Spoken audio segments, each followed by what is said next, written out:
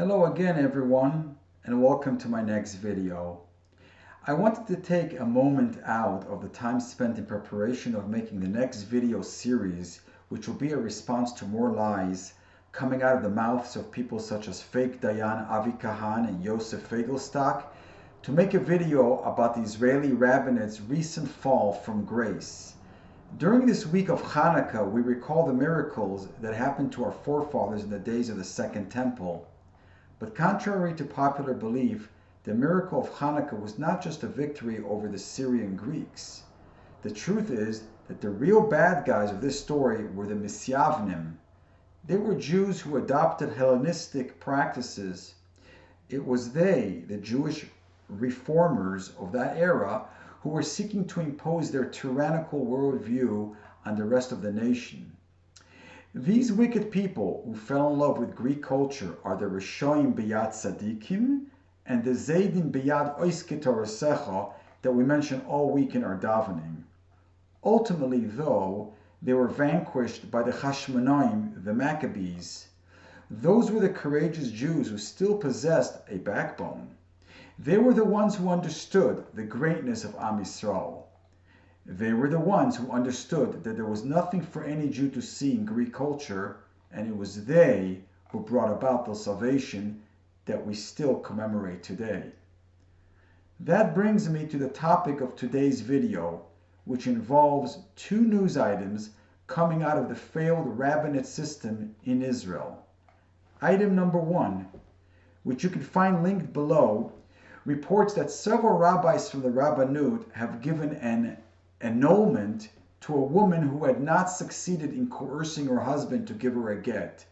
This event has led to an outcry from many Orthodox rabbis, including the great Reb Chaim Kanievsky. They have all castigated the Israeli Rabbinate's careless Bezdin procedures. The second item is more of an ongoing story, but no less important to discuss. It is in regards to the Israeli Rabbinate slowly losing their grip on the monopoly which they have held for many years in matters of kosher supervision and conversions to Judaism. The instigator of all this upheaval is a new cabinet minister in the Naftali Bennett government named Matan Kahana. As in the first case, there are many people who are crying foul about this turn of events, complaining about Minister Kahana's role in demolishing the Rabbanut's monopoly. And I too count myself among those who would denounce the reform movement's takeover of religious matters in Israel, which can only lead to the ravaging of our Torah and its laws. But in order to assess the situation correctly, we need to understand why is all this happening in the first place. The disgraceful behavior of the Israeli Rabbinate and its chief rabbis, especially in the way they have been handling kashrus, giyur, and gittin, has been known for a very long time. Over many years, they have acquired for themselves a solid reputation of bullying, for example, in the way they deal in kosher supervision and conversions, where they command exorbitant fees and demand bribes. But it is the realm of Jewish divorce where they act most egregiously, even using police powers to coerce their victims to do whatever they say, which in most cases is clearly against the Torah. I just reported to you one example of that, the case where they ruled on an annulment and disregarded the opinion of the majority of rabbis. But there are many more examples of their corrupt practices, and I will link for you some of those below. Now, Hashem in His infinite mercy has been biding His time patiently, waiting for the institution to self-correct for decades. And after all this time, when nothing has changed for the better, He decided that the time has come to relieve the Rabbanut of some of their duties. When I was a young man, I heard a rabbi say that it is better to attend a secular, non-Jewish university than go to a Jewish college. His reasoning was that when people find themselves in a Jewish institute of higher education and encounter some reformation of halacha or come across some other heretical discourse within a topic that they are studying, they will be more likely to accept it on face value. This is because they could rationalize and say that since the university has rabbis with nice long beards at the helm, then whatever is being said there is likely kosher in all of its aspects. However, the reality of it is that it could easily be a place where heresy and other anti-Torah theorems run rampant. Conversely, though, when studying in a Gentile environment, the demarcation line between what the college believes and what the student believes is likely very clear, leaving a person to be less tempted by foreign ideologies. The same thing goes for the Israeli Rabbinate, which has been masquerading as a purely halachic body for many years. It has many rabbis within its ranks who sport long black coats and long beards along with the appropriate rounded hats, which makes them appear quite Haredi or ultra-Orthodox in appearance. And here in the United States, we have seen a few of these types get convicted of high crimes, even spending time in prison, such as Mendel Epstein and Martin Walmark. Their dignified-looking outward appearance has tricked many people into relying upon their hashgachas, gear proceedings, and corrupt marriage and divorce ceremonies. But the reality of these people is that they are nothing more than modern-day Misyavnim elements who abandon real Torah halacha and rule at their own whim. Now Hashem was hoping that all along the way some modern-day Maccabees would appear in Israel, zealots who would stand up against the charlatan rabbis of the Rabbanut. But sadly, there weren't any, so instead he brought forth Matan Kahana to do the job. So therefore, in doing away with the Rabbanut, it will actually lead to an overall improved situation. We will now be fully aware that those who are taking over the Rabbanut's positions are actual reformers, so we know that we won't be able to rely on anything they do anymore. Instead, the people will turn to real Haredi organizations to obtain kosher supervision along with other services that they might need. An interesting twist in the annulment story, though, was the silence of the Ashkenazi chief rabbi, David Laus, at the same time that many rabbis protested the sacrilege. Including amongst the dissenters was none other than Laus' own compatriot, Sephardic chief rabbi Yitzchak Yosef, who strongly berated the three Rabbanut rabbis who issued the annulment. In this context, Laus' silence was deafening, as it states in halacha that shtika kehoidah, the one who is silent is tacitly agreeing to what has transpired. David Laus, the one who is ultimately responsible over those three wayward rabbis from his own organization, is the modern-day Misyavnim.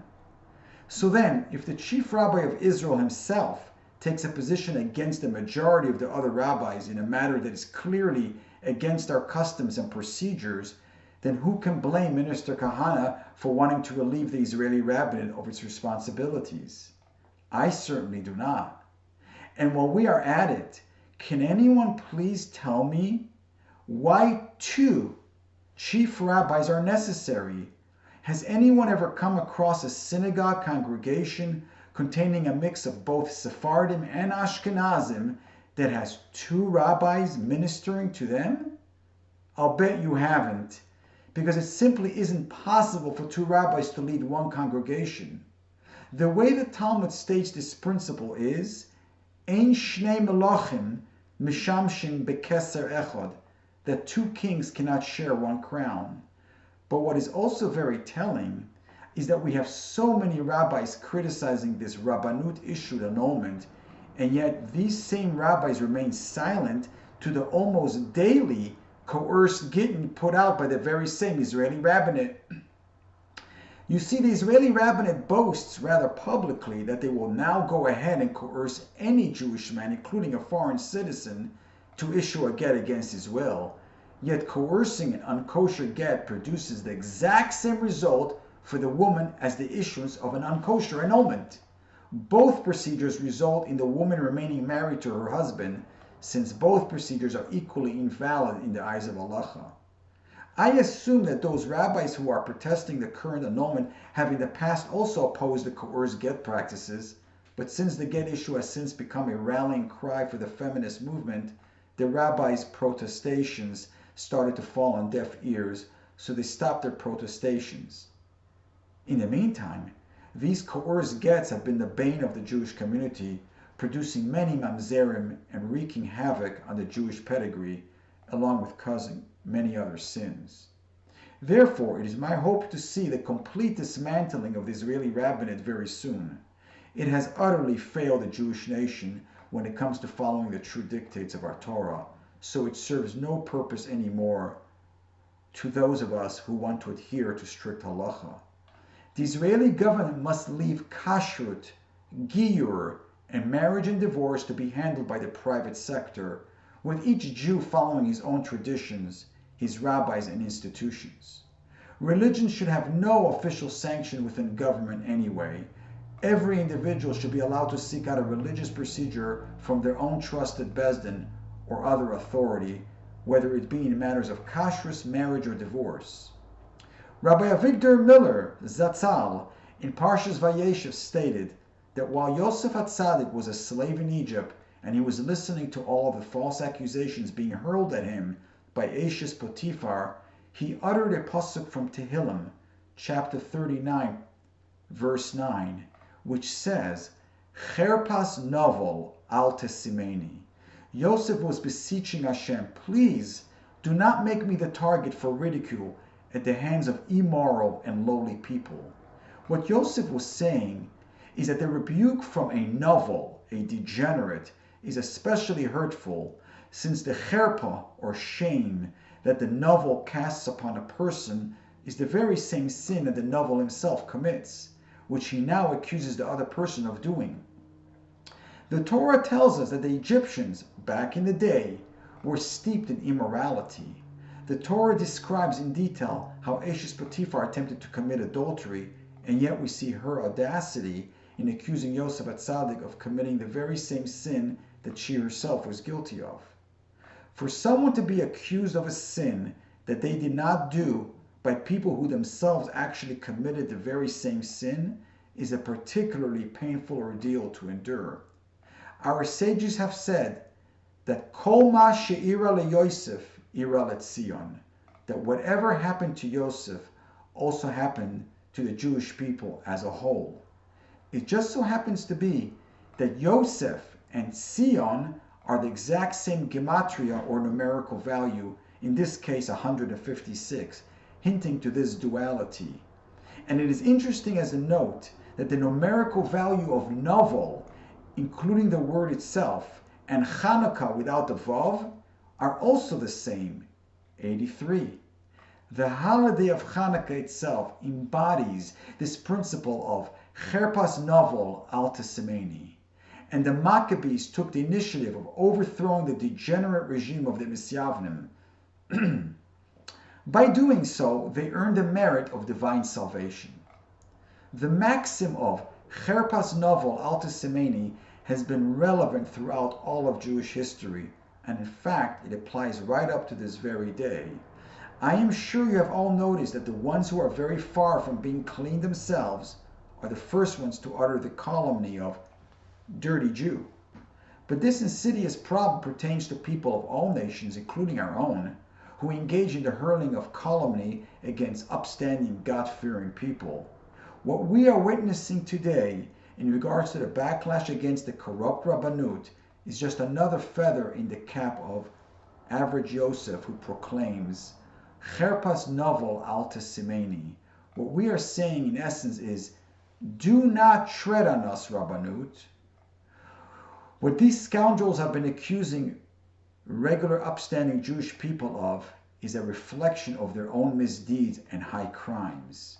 And another example of this, the Prime Minister of Israel this week delivered a message to world leaders asking them to resist what he calls the Iranian regime's nuclear blackmail. But our kippah-wearing Prime Minister ought to know by now that the theme of Chanukah revolves around nisim veniflos, miracles and wonders. Those things emanate from Hashem only, our God in heaven, and have no bearing on such things as the statecraft, the IDF, or any military operation. And Iran is just one of the many agents that Hashem has been sending throughout history in order to test the Jews. And as we have seen, some of these persecutors have even been Jews themselves.